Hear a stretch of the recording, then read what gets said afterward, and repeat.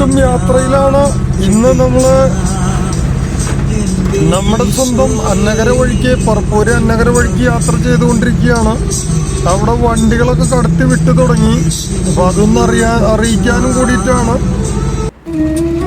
നമ്മളാ പാലത്തിന്റെ വഴിക്കാണ് യാത്ര ചെയ്യുന്നത്. നമ്മുടെ ആ ഒരു പഴയ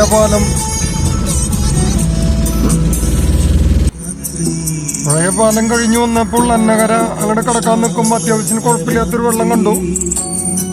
അപ്പോൾ അവിടെ സമീപ പ്രദേശത്ത് കയറിയിട്ടുണ്ട്. ഇതൊക്കെ മുന്നേ കണ്ടിട്ടുള്ള തന്നെയാണ്. പക്ഷെ നമ്മളവിടെ ക്ലിയറായി. അവിടേക്ക് ഇനി കുറച്ച് 4 വീലർ വലിയ കുഴപ്പമില്ല, നമുക്ക് മുന്നോട്ട് പോകും. 2 വീലറും കുഴപ്പമില്ല.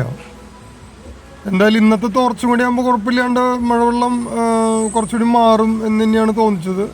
അത്യാവശ്യം വീടുകളിലേക്കൊക്കെ വെള്ളം കയറിയിട്ടുണ്ടെന്ന് തന്നെ അവിടെ ചോദിച്ചപ്പോൾ അറിയാൻ കഴിഞ്ഞത്. അവിടെ വണ്ടികളൊക്കെ വന്നു തുടങ്ങി. അപ്പം ഞാനും ഒരു സംശയമായപ്പോൾ അവിടെ ചോദിച്ചപ്പോൾ കുഴപ്പമില്ല എന്നാണ് പറഞ്ഞത്. മുന്നോട്ട് പോകണോണ്ട് വിരോധമില്ല. അപ്പം ഞാൻ നോക്കുമ്പോൾ നമ്മുടെ ഒരു കൂട്ടുകാരൻ, നമ്മൾ ഗോഡ് എന്ന് എഴുതിയിട്ടുള്ള ഇതൊരു ഡോഗ് നമ്മുടെ കൂടെ വരുന്നുണ്ട്.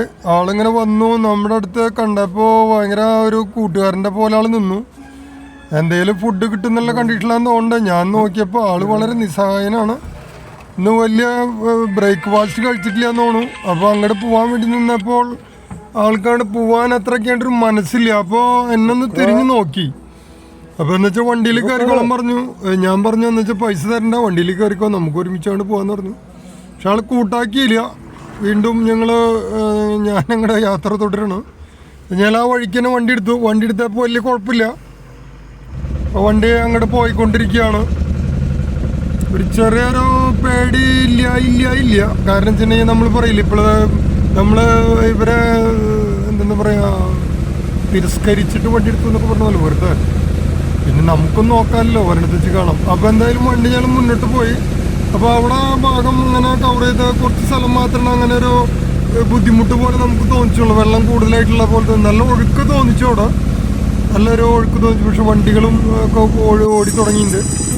ഒരു ക്രമസമാധാന നില വലിയ പഴയ രീതിയിലേക്ക് എത്തി തുടങ്ങിയിട്ടുണ്ട്. ഇപ്പം നമ്മൾ വീണ്ടും നിൽക്കുന്നത് പരപ്പുഴ പാലമാണ്. അവിടെ നിന്ന് പറയുമ്പോൾ ഈ പാലത്തിൻ്റെ പണി അടുത്ത് കഴിഞ്ഞിട്ടുള്ളൂ.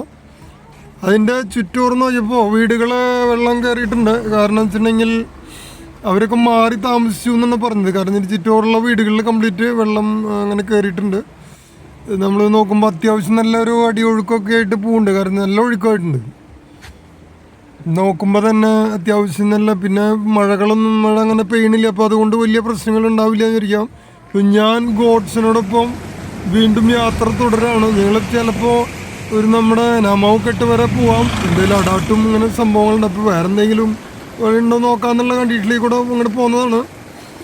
അപ്പോൾ എല്ലാം പറഞ്ഞ പോലെ ഗുഡ് മോർണിംഗ്.